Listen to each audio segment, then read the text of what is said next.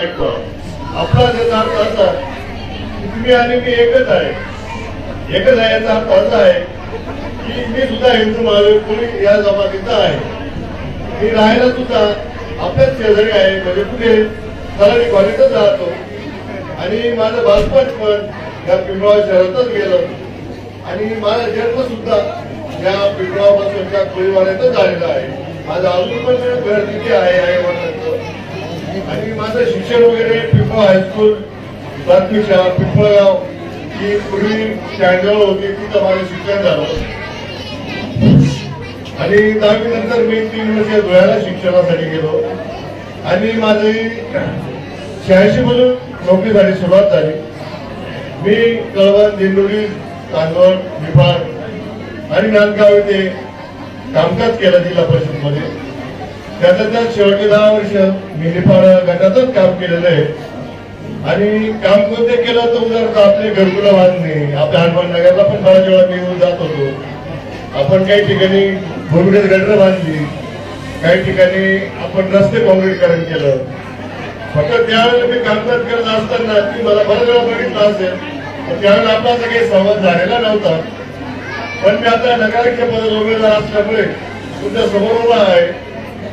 तुमच्या काही ज्या अडचणी नसतील किंवा आपल्या प्रभागात ज्या काही अडचणी असतील त्या सोडवण्याचा मी काका व नानांच्या मार्गदर्शनाखाली काम करणार आहे.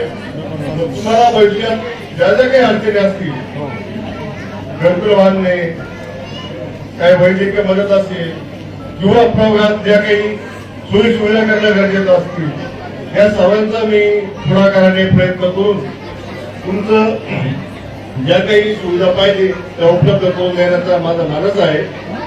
आणि तुम्ही आणि मी एकच असल्यामुळे माझ्यापर्यंत यायला तुम्हाला कोणती अडचण येणार नाही आणि मी पण आपल्याच प्रभागात राहत असल्यामुळे मी आपल्यासाठी केव्हाही पण उपलब्ध असेल.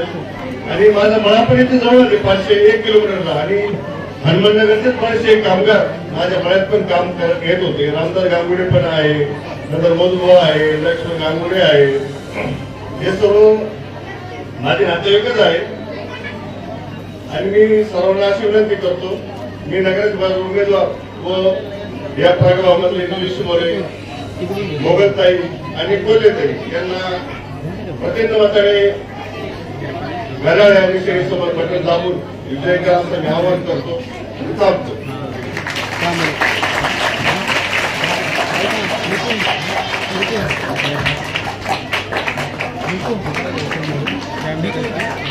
यानंतर आपल्या पिंपळगावचे विकास पुरुष आदरणीय भास्कर नानावंकर यांना मी विनंती करतो की त्यांनी आपलं मनोगत व्यक्त करावं.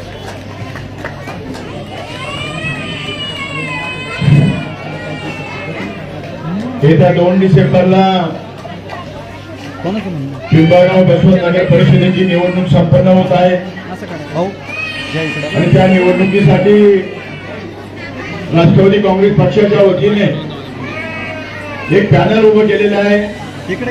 आणि आता मी 10 नंबर प्रभागाच्या मतदारांना विनंती करण्यासाठी आमदार दिलीपराव बनकर असतील, या सभेच्या अध्यक्ष काळेताई, या प्रभागातील उमेदवार निलेश मोरे असतील, यमुनाताई मोगल असतील, वर्षाताई बोले पाटील असतील आणि ज्यांनी आता आपल्यापुढे काही विचार मांडले ते इंजिनियर गायकवाड गोपाळ कृष्णदादा शरद हरिश्चंद्र हे नगराध्यक्ष पदाचे उमेदवार आहेत. आपल्याला माहिती आहे की 2022 मध्ये जसं थेट सरपंच निवडले गेले होते तसे आता थेट नगराध्यक्ष म्हणून गायकवाड साहेबांना उमेदवारी दिलेली आहे. आणि गायकवाड साहेब त्यावेळेस ग्रामपंचायतीचं कामकाज चालायचं, मग पुढे रस्ता मोजायचा असेल, पुढे गटर बघायचे असेल, पुढे घरकुल द्यायचे असतील, पुढे शाळेचे पत्र बदलायचे असतील, तर त्याच्या गायकवाड साहेब या सर्व कामाचं एस्टिमेट करायचे, मंजूर व्हायचं आणि त्यानंतर काम व्हायचं. ही जबाबदारी गायकवाड साहेबांनी जिल्हा परिषदेमध्ये 40 वर्ष सेवा केली आणि मार्च 25 मध्ये ते सेवानिवृत्त झाले. आणि सेवानिवृत्त झाल्यानंतर अजित पवार साहेब यांनी त्यांच्यावर नगराध्यक्ष पदाची उमेदवारी त्यांच्यावर सोपवली. खरं तर आपण इथून मागे अनेक वेळा ग्रामपंचायतीसाठी मतदान केलं प्रथमच नगर परिषदेसाठी तुम्ही मतदान करत आहात आणि नगर परिषद पक्षाच्या चिन्हावर निवड लढवली जाते. म्हणून आम्ही सर्व उमेदवार, मी सुद्धा प्रभाग 4 मधून उमेदवारी करत आहे. आमच्या सगळ्यांची निशाणी घड्याळ आहे. आता पूर्वी ग्रामपंचायत असताना आपल्याला काही निधी कमी पडायचा, तेव्हा अनेक मी इकडे चक्कर मारायला यायचे तर अनेक भगिनी म्हणायच्या ना आमची ही गल्ली राहिली, ती गटर राहिली, परंतु उत्पन्न कमी असल्यामुळे, जसं एखाद्या शेतकऱ्याचं उत्पन्न कमी असेल तर त्याला सर्व गोष्टी एका वेळेस करता येत नाही. काही तो शेतकरी टप्प्याटप्प्याने त्या गोष्टी करतो. परंतु नगर परिषद झाल्यामुळे नगर परिषदेला भरघोस निधी मिळत असतो आणि म्हणून आपण त्या नगर परिषदेचं स्वागत केलं आणि आता आपण नगर परिषदेच्या निवडणुकीला सामोरं जात आहोत. पण सामोरं जात असताना नगर विकास हा एक मोठा विभाग आहे आणि त्या विभागाला केंद्र सरकार आणि राज्य सरकारचा निधी मिळत असतो जास्त प्रमाणात. जसं ग्रामपंचायतचं घरकुल बांधायचं असेल ते 1,35,000 रुपये मिळायचे, आता नगर परिषदेचा घरकुल असेल त्याला 2,50,000 रुपये मिळणार आहे. म्हणून आणि निधी इतका मिळणार आहे की 2-4 वर्षांमध्ये संपूर्ण गावाचा कायापालट होणार आहे. तुम्हाला माहित असेल मागच्या महिन्यामध्ये आमदार साहेबांनी 28 कोटीची कामं या गावामध्ये आणली. रस्त्याचे कामं चालू आहे, त्याच्यानंतर गटरचे कामं चालू आहे, काही मंदिराचे कामं चालू आहे. तुम्हाला माहिती आपली वेश पिंपळगावची अनेक वर्षापासून ती पळायला आली होती, तर आपण तिला जवळजवळ 90,000 रुपये 90 लाख रुपये खर्च करून आपण त्या वेशीचं बांधकाम सुरू केलेलं आहे. अनेक मंदिरं आपण उभे केले आणि घरकुल काही दिले, काही राहिले असते, परंतु सगळे कामं एका वेळेस होत नाही. म्हणून आपण येणाऱ्या निवडणुकीमध्ये आपल्याला जर या हनुमाननगरचा विकास करायचा असेल तर आपण आमदार दिलीपरावजी बनकर यांच्या पाठीमागे खंबीर उभं राहायला पाहिजे. आपल्या या पक्षाचे नेते, राज्याचे उपमुख्यमंत्री माननीय अजितदादा पवार हे उद्या पिंपळगावला जाहीर सभा होणार आहे आणि तुम्हाला माहित आहे की ही लाडकी बहीण योजना जी आहे ती कोणी आणली असेल? फक्त आणि अजितदादा पवार, कारण हे राज्याचे अर्थमंत्री आहे आणि मग अर्थमंत्र्यांनी सर्वसामान्य गरीब कुटुंबाला हातभार लागावा म्हणून मध्यंतरी आपलं धान्य मोफत दिलं, काही शेतकऱ्यांना 2,000 रुपये 3 महिन्याला दिले. त्याच्यानंतर महिलांसाठी दर महिन्याला 1,500 रुपये. आता काही महिलांचे कदाचित बंद झाले असेल, त्याला कारण एक असेल त्यांनी केवायसी केली नसेल, तर ज्या महिलांची केवायसी राहिली असेल त्यांनी केवायसी करून घ्या. तुमच्या पुढच्या महिन्यापासून परत तुमचे पैसे सुरू होतील. आणि सर्वात महत्वाचं, आपल्या गावामध्ये अनेक महिलांनी बचत गट निर्माण केलेले आहे आणि मग त्या बचत गटासाठी खरं तर बँक अर्थसहाय्य देतं, परंतु शासनाच्या वतीने त्यांना मोठमोठा हॉल पाहिजे की त्या ठिकाणी ते व्यवसाय करतील, एखादी वस्तू तयार करतील आणि ती वस्तू जर विकायची असेल तर त्यांना शॉपिंग मध्ये काही गाळे भाड्याने मिळाले पाहिजे. म्हणून दिलीप काकाच्या माध्यमातून नगर परिषदेमधल्या ज्या शॉपिंग सेंटर बांधले जातील त्यामध्ये बचत गटासाठी निश्चित त्यांनी तयार केलेला माल विक्रीसाठी जागा दिली जाईल, गाळे दिले जाईल, एवढं मी आमदार साहेबांच्या वतीने आपल्याला आश्वासित करतो. आणि आता यानंतर पुढची मिटिंग असल्यामुळे जास्त वेळ घेणार नाही, परंतु या निवडणुकीमध्ये या वार्डामध्ये तुम्हाला 4 मतं देण्याचा अधिकार आहे. इतर वार्डामध्ये 3-3 मतं देण्याचा अधिकार आहे, पण या वार्डामध्ये 3 नगरसेवक आणि गायकवाड साहेब नगराध्यक्ष पदाचे उमेदवार, एक सुसंस्कृत चांगला माणूस, इंजिनियर माणूस. जसं आपण एखादा बंगला बांधतो, बंगला बांधायला आपण इंजिनियरकडून प्लॅन काढून घेतो, जो इंजिनियर प्लॅन काढील त्याच्यावर आपला बंगला तयार होतो. म्हणून गावाचा विकास करायचा असेल तर इंजिनियर पाहिजे, डॉक्टर नाही पाहिजे, इंजिनियर पाहिजे. आणि इंजिनियर असल्यामुळे निश्चित या गावाचा प्लॅन तयार होईल आणि सगळ्या भागामध्ये विकासाचे कामं चांगल्या पद्धतीने होतील असा मला विश्वास आहे. म्हणून मी तुम्हाला एक शेवटची विनंती करतो, येणाऱ्या 2 तारखेला आपण आपलं बहुमत किमती मत घड्याळ या निशाणीला द्या आणि राष्ट्रवादी काँग्रेसची सत्ता या नगर परिषदेत निर्माण करा, एवढी अपेक्षा करतो. थांबतो. त्यानंतर मी आमदार दिलीप काका बनकर यांना विनंती करतो, ते आपल्याला मार्गदर्शन करतील.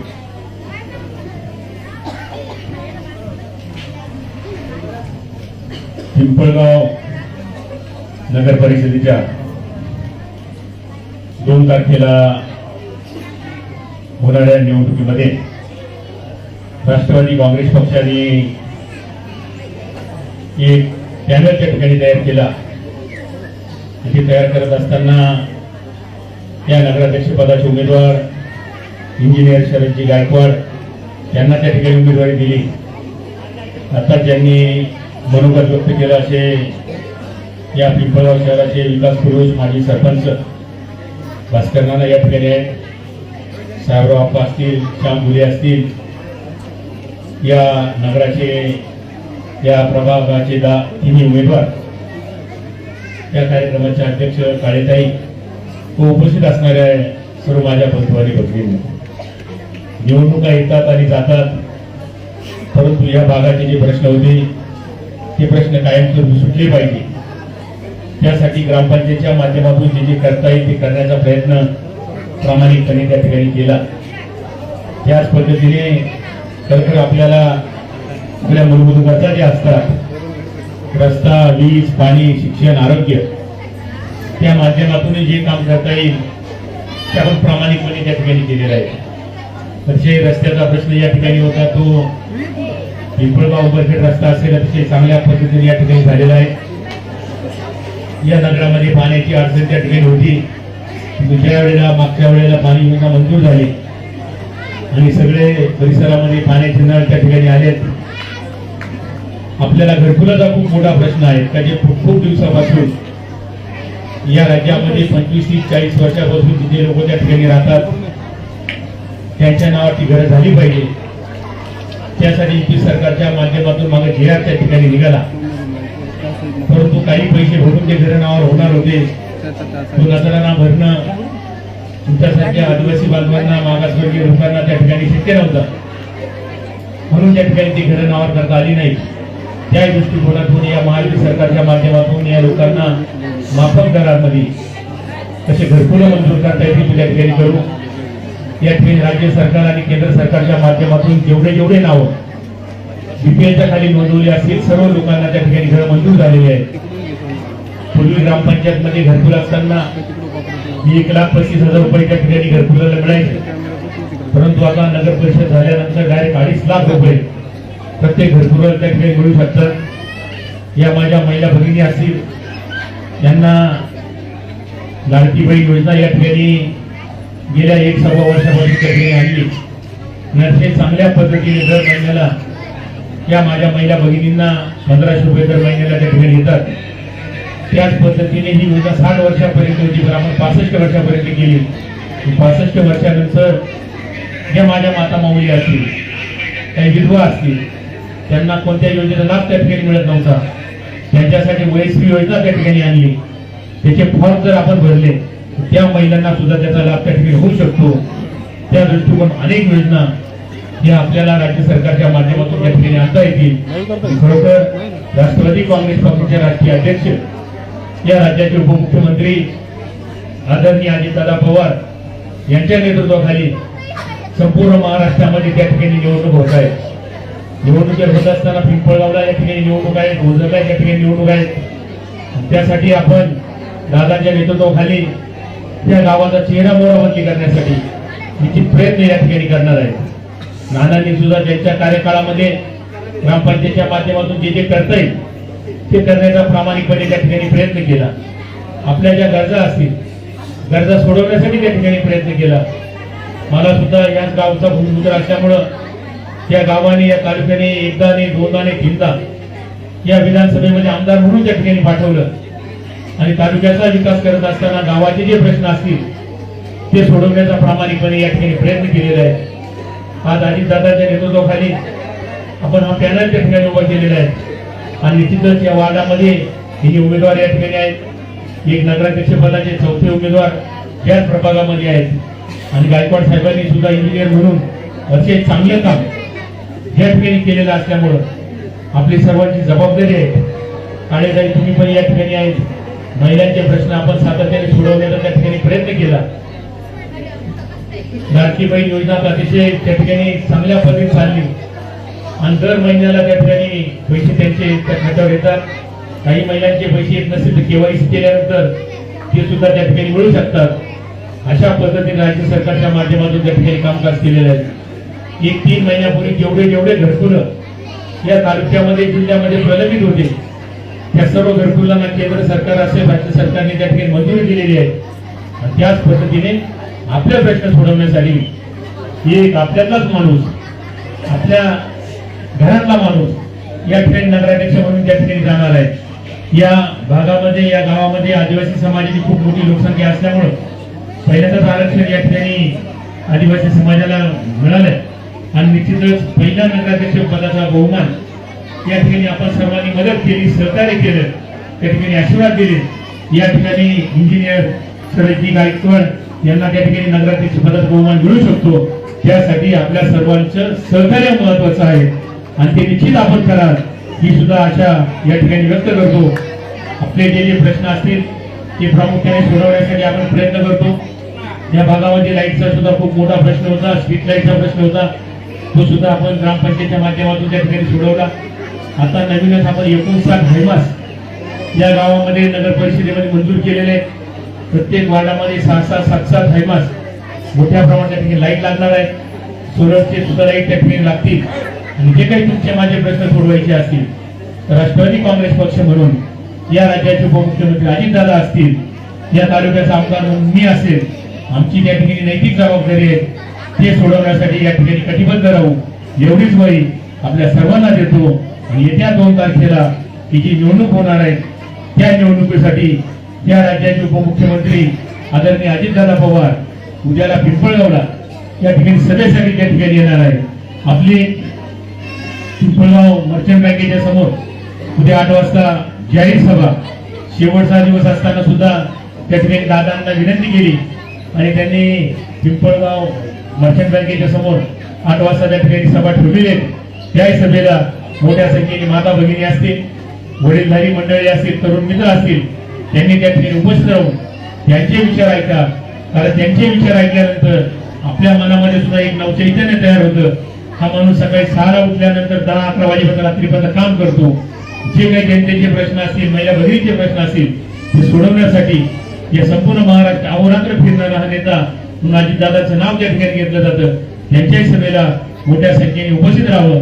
येत्या 2 तारखेला जी निवडणूक होणार आहे ह्या निवडणुकीमध्ये नगराध्यक्ष पदाचे 1 उमेदवार, या प्रभागाचे 3 उमेदवार असे 4 आणि संपूर्ण गावामध्ये 25 नगरसेवक म्हणून या ठिकाणी जे उमेदवार उभे आहेत या सर्वांना खऱ्या या चिन्हाच्या समोर बटन दाबून आपण प्रचंड मताने निवडून द्यावं एवढीच विनंती करतो आणि माझे 2 शब्द संपवतो. जय हिंद, जय महाराष्ट्र, धन्यवाद.